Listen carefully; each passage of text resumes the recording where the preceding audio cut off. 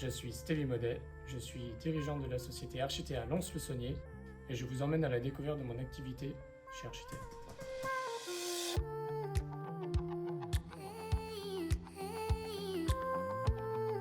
J'ai fait le choix de prendre un local au centre-ville de Lons-le-Saunier en août 2022, juste après mon ouverture, dans le but d'être visible un maximum et puis d'accueillir mes clients et d'être dans un espace agréable pour travailler.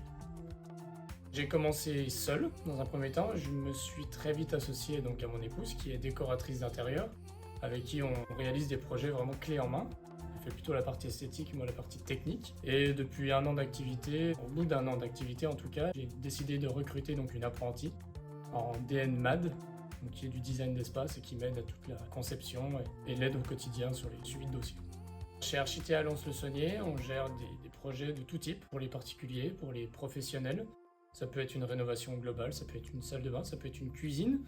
J'ai eu aussi de la demande pour des bureaux, un institut de beauté, un hôtel. Et au-delà de ça, on fait aussi les pharmacies avec Archipharma, donc tout ce qui est devanture et rénovation intérieure.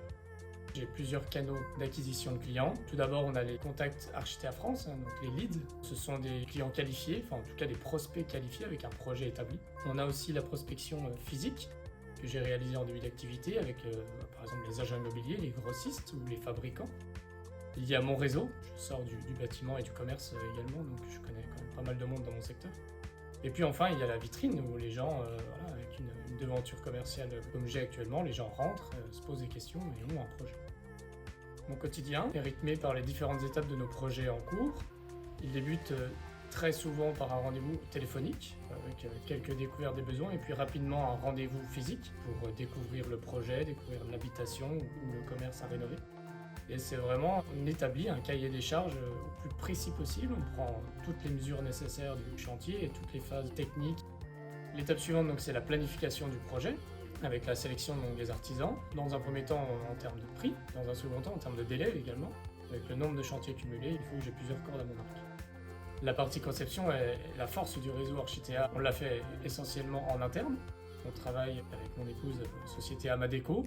J'ai l'appui de Lilou, mon apprenti. Et puis on a également aussi un pôle architecture à la tête de réseau chez Architea France. L'étape suivante, c'est la présentation du projet. Dans mon cas, je la fais majoritairement à l'atelier. C'est aussi pour ça que j'ai pris un atelier. La partie sous-traitance, c'est partenariat fabricant-grossiste. Une phase importante dans ce métier. Tout d'abord, au niveau humain, c'est-à-dire qu'on tisse des liens avec ces gens-là. Ce sont des gens qui ont des spécificités techniques, qui nous apportent bien souvent des solutions en cas de problème sur les chantiers. Ce sont des gens en qui on doit avoir confiance et vice-versa. La deuxième partie est plutôt une partie négociation financière, achat, partenariat finalement. Et puis la troisième phase importante, chaque grossiste ou fabricant possède un showroom. Et j'emmène régulièrement mes clients choisir leur sol, choisir leur parquet, leur peinture, leur tapisserie, leur salle de bain chez ces partenaires qui nous ouvrent leurs portes pour ça justement. Je coordonne mes projets au quotidien à travers des réunions de chantier, des rendez-vous clients sur site pour valider chaque étape du projet. Il faut savoir qu'en amont, je leur remets un planning travaux daté et puis aussi des rendez-vous artisans pour voir les modifications techniques s'il y a besoin, les défauts des fois à reprendre pour que le client à la fin soit ultra satisfait. L'étape finale d'un chantier, c'est la livraison et la réception de chantier, ce qu'on appelle la levée des réserves finalement.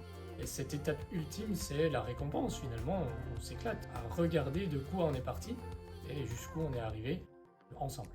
La tête de réseau m'accompagne au quotidien via 4 pôles. Donc on a le pôle communication, marketing, tout ce qui est outils digitaux et commerciaux. On a le pôle bureau d'études qui m'aide techniquement. Nous avons le pôle architecture, j'en ai parlé tout à l'heure, qui nous aide sur la conception. Et puis on a le pôle développement qui m'a permis de recruter mon apprenti Lilou. Enfin, on réalise également des points mensuels avec Quentin, l'animateur réseau, où tous les mois on explique les projets en cours, les projets à venir, les projets terminés, et ce qui nous permet d'avoir un fil conducteur tout au long de l'année.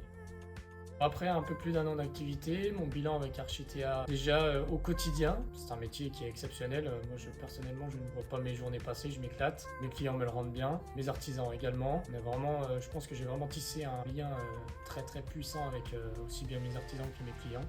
J'ai beaucoup d'avis positifs. Pour une première année, c'est excellent. D'un point de vue financier, sans rentrer dans le détail, j'avais un prévisionnel de base quand on crée son entreprise. Ou bien j'ai fait x2. Donc c'est une entreprise qui tourne, qui fonctionne et pourvu que ça dure.